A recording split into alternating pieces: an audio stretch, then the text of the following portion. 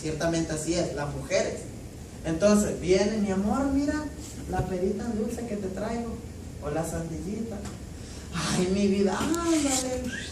Le dio y cayó. Adán fue no tentado, sino seducido. ¿Quién seducen a los hombres? Las mujeres. Mira, las mujeres, ¿verdad? Ahí fue donde la trampa de Satanás. Entonces, hermanos, atentos.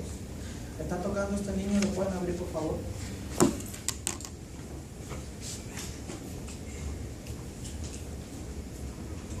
¿En cuál vamos? Ahí voy, espérame. Porque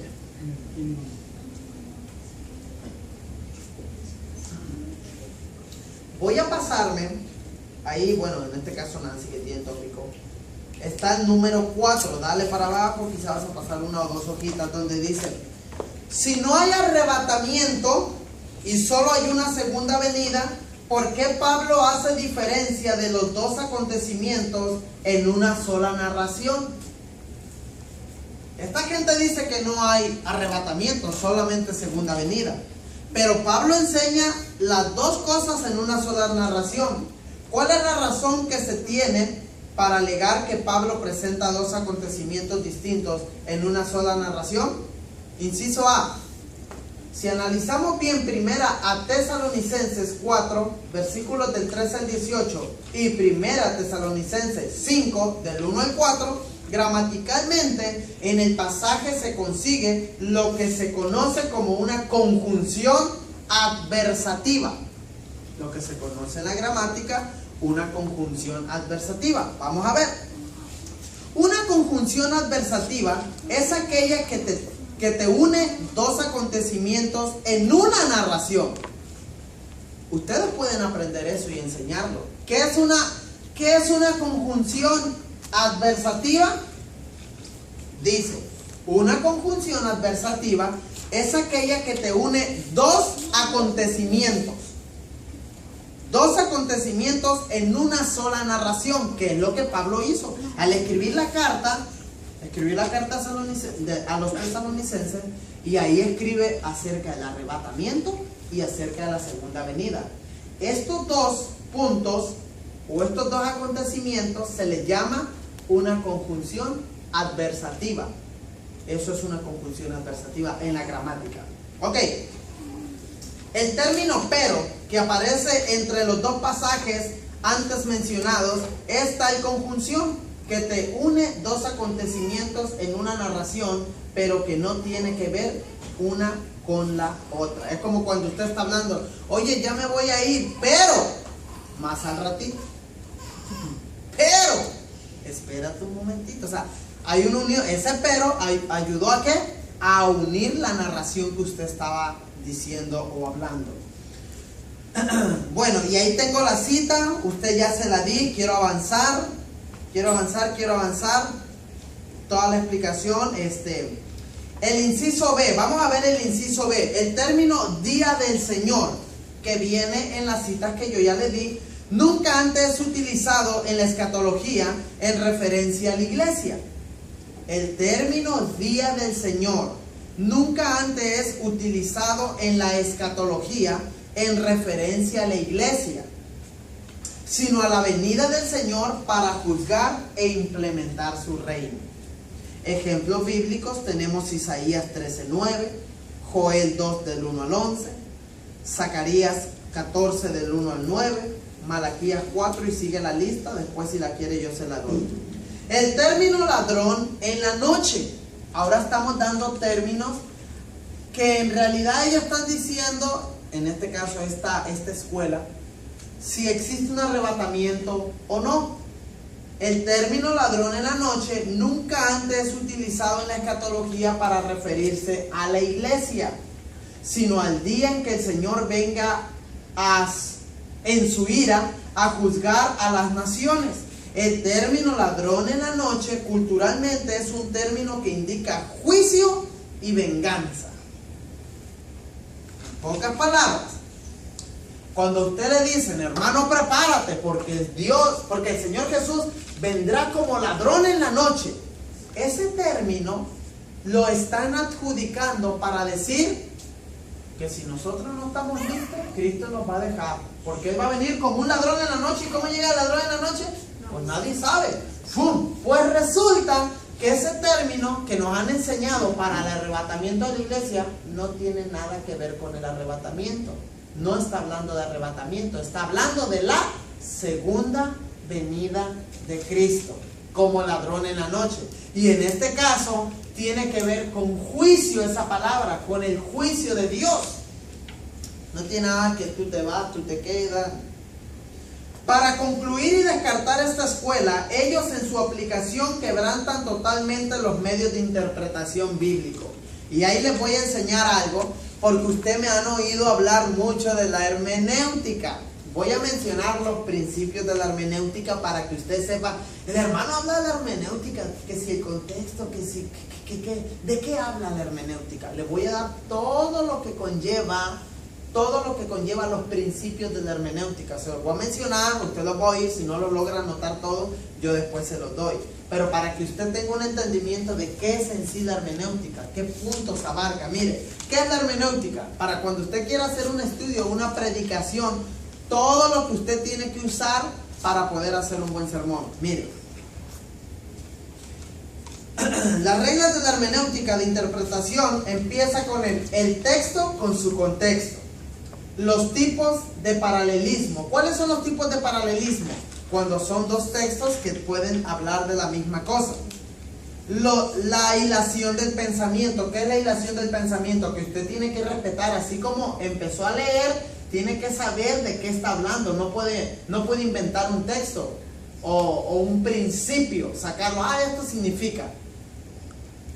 La hilación del pensamiento, las figuras retóricas, la gramática del griego, los personajes. Fíjese. O sea que predicar no es cualquier cosa. Esta escuela que está enseñando que el arrebatamiento no se va a dar, está rompiendo todos estos principios de la hermenéutica. Está rompiendo el principio de la gramática del griego. No respetan los personajes, quién le dice a quién. No respetan quién lo dijo, que significa el emisor, a quién se lo dijo, que significa el receptor, cuándo lo dijo, que es el factor tiempo, dónde se dijo, que es el lugar, por qué lo dijo, los móviles o el motivo, cómo lo dijo, la forma, la ley de doble referencia. Hay leyes de doble referencia que un texto se puede significar una cosa, pero también significa otra. A eso se le llama textos de doble referencia. ¿Como cuál? Como cuando está hablando el Señor, que está hablando acerca de Judas, pero también del Sanedrín, donde dice que a mí me entregó, se está leyendo y da a entender que a mí me entregó el hijo de perdición, pero uno entiende que es Judas, pero en sí Judas no lo entregó. Quien lo entregó a Cristo, ¿quién fue?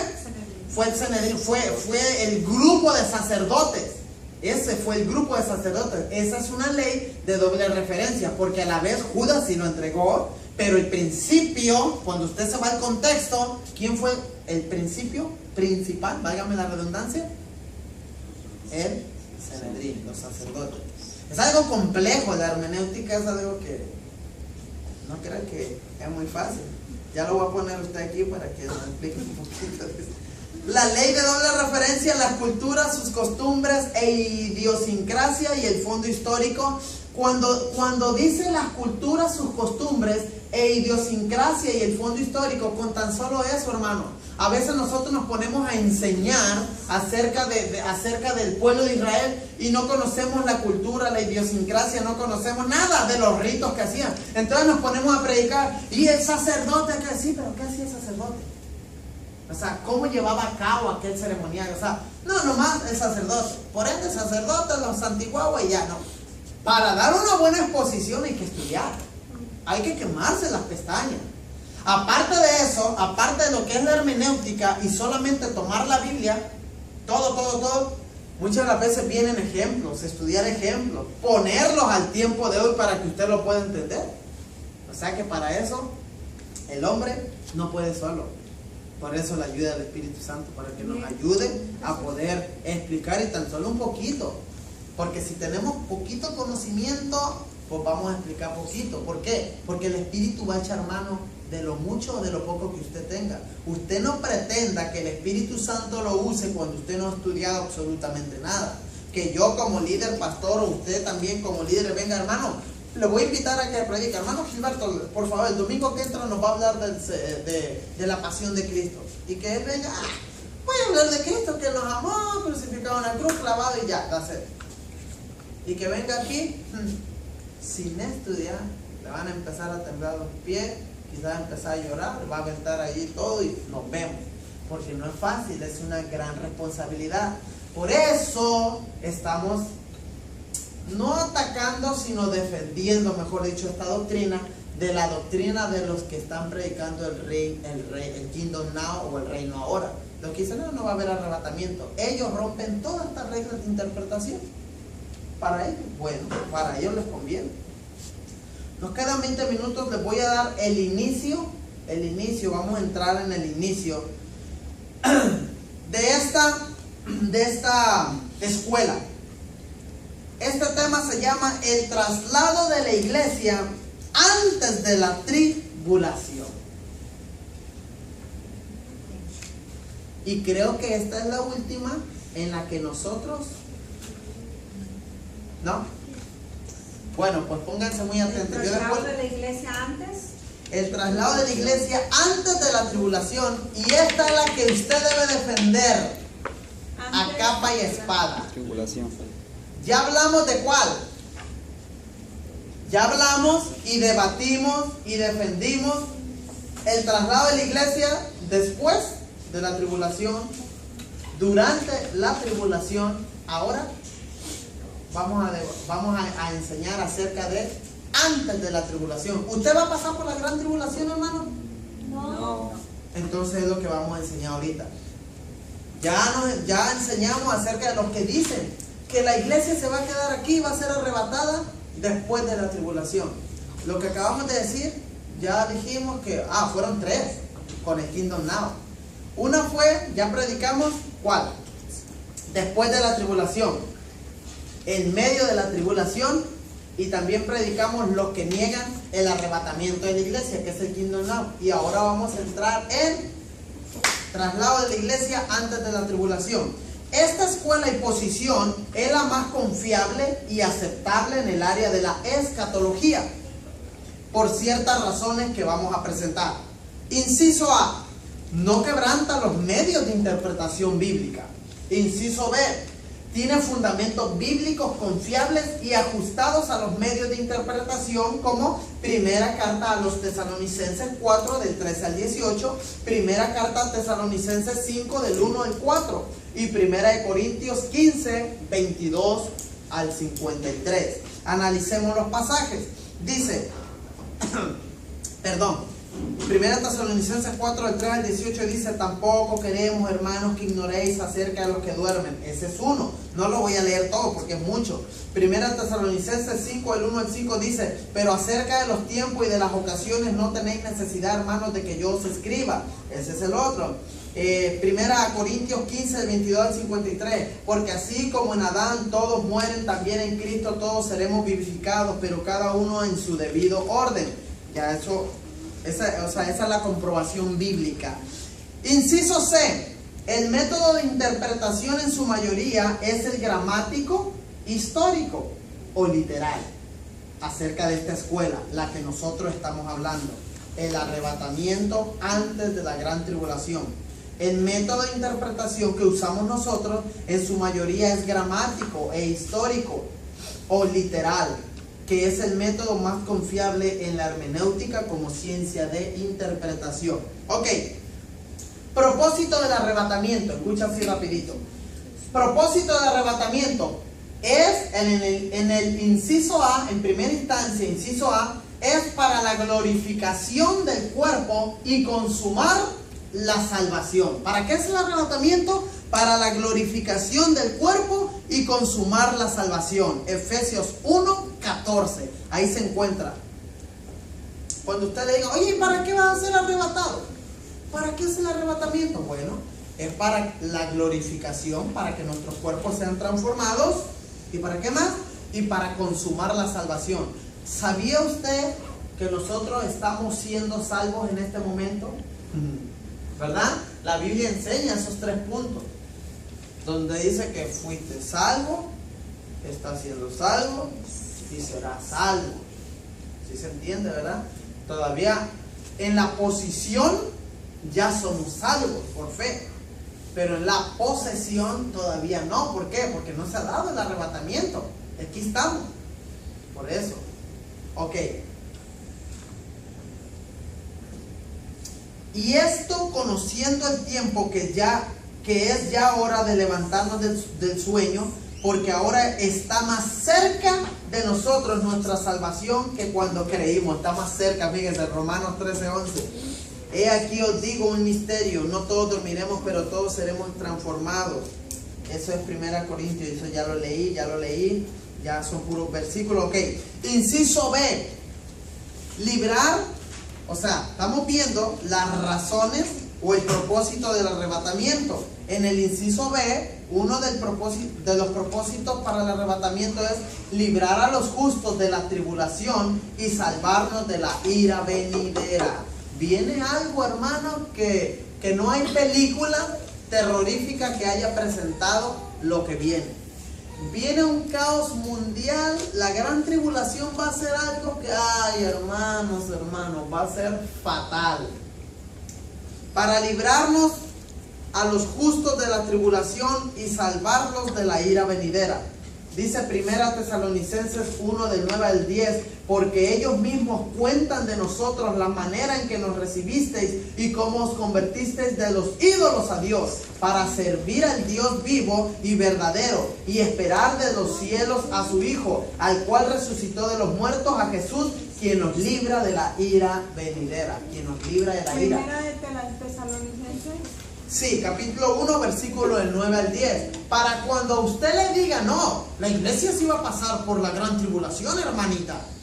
No, hermanito, disculpe, mira, aquí la Biblia me enseña en 1 Tesalonicenses 1, del 9 al 10, que Jesucristo vino para salvarme de la ira venidera. Pero nosotros, bueno, también está 1 Tesalonicenses 5, del 8 al 9. Inciso C, ¿cuál es el propósito del arrebatamiento? Para que se den ciertos acontecimientos que tienen que ver con Cristo en relación con la iglesia. Para eso va a ser arrebatada. Si no, o sea, si Cristo no quisiera o no tuviera en su plan algo que ver con la iglesia, entonces pues nada más, Cristo viene, su segunda venida, no hay arrebatamiento, viene, pum, establece el reino. Pero nosotros tenemos que ser juzgados, tenemos que ser galardonados y tenemos que casarnos. Entonces por eso es otra razón por la cual va a haber arrebatamiento. Para el juicio, para galardones y para las bodas. Ok. No, esto va a estar pero tremendo. Yo aquí lo voy a dejar porque en lo que viene vamos a hacer un estudio en lo que viene acerca de Mateo 24 y Mateo 25. Eso va a estar, pero que yo necesito que usted vaya premeditándose en poner mucha atención. Mateo 24, recuerdan que yo estuve predicando en la iglesia Maranata un viernes, hace como 3 viernes, si no me equivoco, un mes, algo así, donde estuve hablando y yo les dije al iniciar la enseñanza a toda la iglesia, va a haber cosas que para ustedes se les va a hacer medio rara o extrañas de cómo las enseñe, dije. Y lo quise hacer así en público, pues para que el pastor y los líderes escucharan que lo que yo iba a enseñar iban a ser como cosas nuevas para ellos. ¿Por qué? Porque se nos ha enseñado que Mateo 24, Mateo 25 tiene que ver con el arrebatamiento de la iglesia. ¿Por qué? Nos han dicho, yo recuerdo y me tocó escuchar muchos amigos míos, hermanos en Cristo, pastores, hermano, prepárate porque Cristo viene, las señales se están cumpliendo. Cuando esté en su casa yo le dejo de tarea, si gusta, si quiere, Mateo 24 y 25, todo lo que describe Mateo 24 y 25, donde empieza a platicar, donde le dice, maestro, ¿y qué señales va a haber para el fin del siglo? No está hablando para el arrebatamiento. Porque son los discípulos preguntándole a Jesús. Jesús no habló del arrebatamiento. Nadie en el Antiguo Testamento habló de arrebatamiento. El que habló acá fue el Señor Pablo. Pablo habló del arrebatamiento. O sea que Jesús, cuando estaba aquí, todos sabían que iba a haber una segunda venida de Él. Ellos ya sabían, para establecer el reino. Entonces cuando le preguntan a Él, Señor, mira este templo, sí, les dice Él, mira, todo esto no quedará piedra sobre piedra, se destruirá. Y empiezan a hablar acerca del fin del mundo y le dice, Señor, ¿qué habrá? ¿Qué señales habrá? Entonces ahí cuando empieza el Señor a hablarles, pero para la segunda venida, no para el arrebatamiento. ¿Qué quiero decir con esto? La semana entrante, si Dios lo permite, vamos a enseñar más minuciosamente Mateo 24 y Mateo 25 de una manera más explícita, más tranquila, para que usted se dé cuenta que no está hablando del arrebatamiento. Yo esto lo he compartido con otras personas y muchas personas, por tener un entendimiento ya cauterizado, porque ahí le va. Muchas de las veces puede haber líderes que siempre han predicado Mateo 24. Prepárate, hermano, la Biblia dice que vendrán guerras, pestes, hambre y que tenemos que arrepentirnos, y prepárate para que Cristo te arrebate, te lleve. No, eso no está bien. Cuando alguien viene y les dice o les quiere enseñar, ellos no se dejan enseñar, porque han predicado eso años y años. Con todo y de que usted se los enseñe clarito, ellos no lo aceptan. Por eso es necesario, esto es una escuela, usted va a aprenderlo para que usted pueda enseñar a sus hermanos en Cristo, porque la verdad te hace libre si la llegas a conocer tal y como el Señor le enseñó. Amén. Así es que ese es mi interés, de que usted aprenda. Le va a servir de que usted lea Mateo 24 y 25, porque va a ser lo que vamos a ver casi todo así la semana entrante. Esa es su tarea. Vamos a hacer una oración y voy a entregar los exámenes, ¿ok? Ya para que se vaya contento. Ya una oración para concluir el video. Bendito Dios, te damos gracias por tu palabra. Te damos gracias por esta enseñanza. Gracias por mis hermanos que tienen a bien a honrarte, venir a capacitarse. Y te ruego que seas tú en cada uno de nosotros. Bendícenos, ayúdanos a retener tu palabra, a ponerla en práctica y a enseñarla, Señor. A ti sea la gloria en el nombre de Jesús. Amén y amén. El Señor les bendiga.